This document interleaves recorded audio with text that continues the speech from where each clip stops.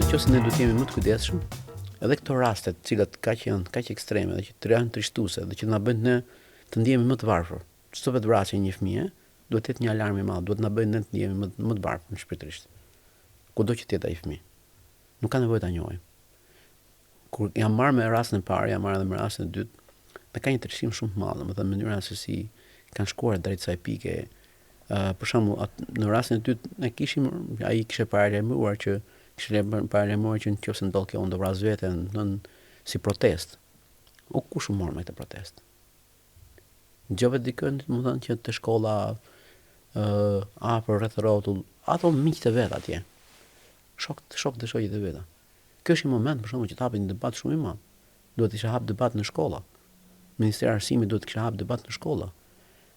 Jo për, domethënë, për të fajsuar dikë, po si të shpëtojmë të tjerët. Pra si mundet që këta fëmijë mund thonë fjalë të tilla dhe shokët e shoqjet e vet nuk shqetësohen.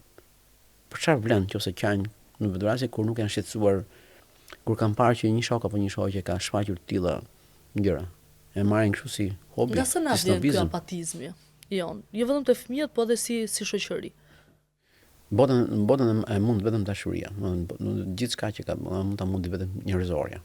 Dhe nëse ne nuk kujdesemi për këtë, gjithë tjerat janë teknike dhe ne mund na ikin nga durët.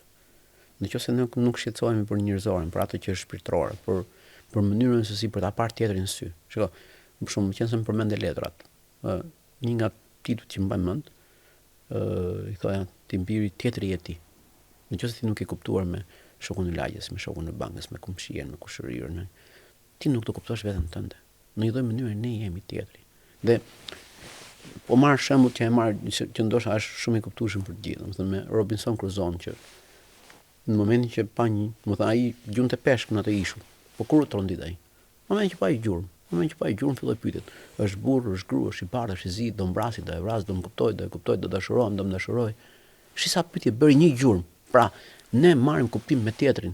Pyetjet që ne janë me tjetrin. Ne funksionojmë me tjetrin. Ne vetëm nuk kemi asnjë lloj, domethënë logjike tjetër nëse nuk ekzistojnë tjerët. Në këtë lloj pike, përderisa pyetjet funksionojnë me tjetrin, a jemi ne në rregull nëse nuk jemi shqetësuar për tjetrin që na shkakton këto pyetje? Prandaj dhe duhet të kuptojmë që njeriu është qenie njerëzore që merr kuptim me tjerët, që ka raportin me shoqërinë. Dhe këto fenomene janë pasojë e mungesës përgjegjësisë të neve si prindër. Ne kemi kaluar në ekstrem.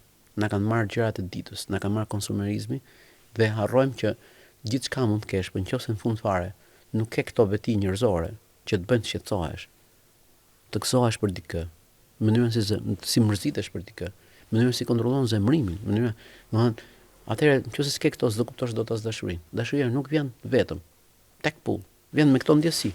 Mënyra si gëzohemi, si zemrohemi, si mendojmë për dikë, si shqetësohemi për dikë. Pastaj vim dashuri. Nëse për shembull, shqetësimi im me këtë brez kam thënë që shoku dhe shoqja bankës nuk janë thjesht për ta parë lakuri, domethënë. Nëse ti, pra ky brez e di pse po vjen kriza. Ka humbur qenërit menduar që shoku bankës ose shoqja bankës ose komshiu ose komshia janë spari miq. Nëse ti humb idenë për të bërë miq për shoqëri dhe ti e shikon vetëm fizikisht, e ke humbur. Pra, ne nuk diskutojmë më për këto gjëra. Miqësia është nga gjërat më të shtrenjta që ka njeriu në jetë. Domthonë, ne do t'i sugjerojmë tjetër që ta shikojë si mik, domthonë, janë njerëz që kanë nevojë domethënë për të folur në raportin miqësor. Domethënë, dhe vetëm kjo e sjell dashurinë. Nuk them konceptin e dashurisë të dua më do. Të dish ti dush gjërat.